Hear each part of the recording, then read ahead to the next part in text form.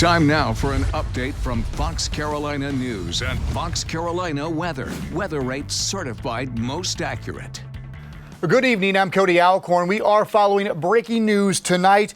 ESPN confirming Washington head coach Ron Rivera, of course, the former Carolina Panthers head coach, has announced to his team tonight he's been diagnosed with lymph node cancer. Now, he did tell his team they caught it early and is considered, quote, very treatable and curable. We'll have much more on this breaking news at foxcarolina.com, inside our Fox Carolina News app, and of course tonight after the DNC's convention wraps up with Joe Biden speaking.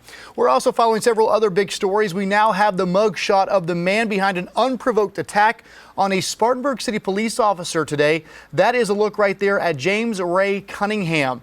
We are told by police that one of their officers was working security, a second job at the Dorman Center Walmart, when Cunningham attacked him.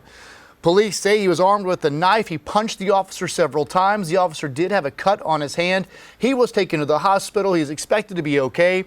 We're told Cunningham tried to get away, but actually crashed into a second vehicle right there as he was trying to escape, and he was captured a short time later. And tonight, Cunningham is facing a slew of charges, and we have learned this is not his first run-in with the law. In fact, he's got a record, including on those you can see here, attempted murder, third-degree assault and battery, and possession of a weapon during a violent crime.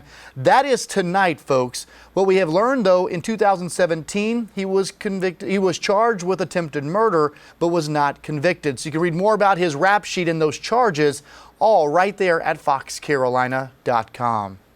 And also tonight, we're following several other stories, including the man who barricaded himself inside a city bus in Asheville, then stabbed himself in the neck before being shot by officers. He remains in critical condition tonight at Mission Hospital. And football fans, we just got word tonight from U of SC, University of South Carolina. They will allow a limited 20,000 seats for capacity during fall sports. You can read much more about that in a release they sent us earlier this evening. We are also watching for showers and storms heading our way overnight. Let's check in with Chief Meteorologist Kendra Kent.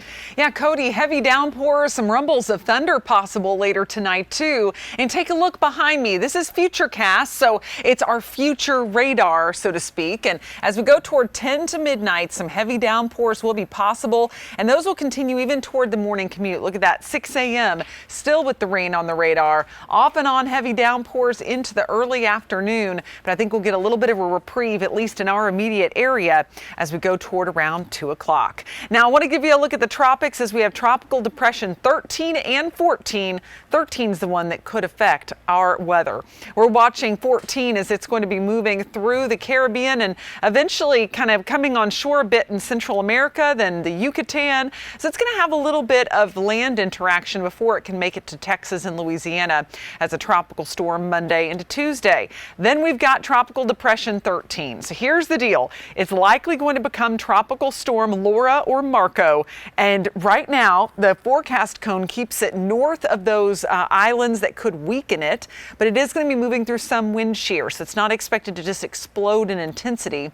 It looks like it could be a Category 1 hurricane as it approaches Miami, and that would be Monday. And then it moves back into the Gulf on Tuesday, and that's when it could end up sending some moisture our direction after it makes a second landfall somewhere in Alabama, perhaps Florida.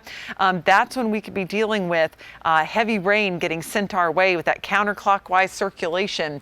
We would see some of that push moisture into our area. So we'll be watching that over the next few days, let you know if that track holds. And if we did see heavy rain, it would be toward Wednesday and Thursday of next week. Of course, you'll want to check in on the morning news as well as at 4, 5, 10, and 11 throughout the day on Friday for the latest on the tropics and our heavy rain threat.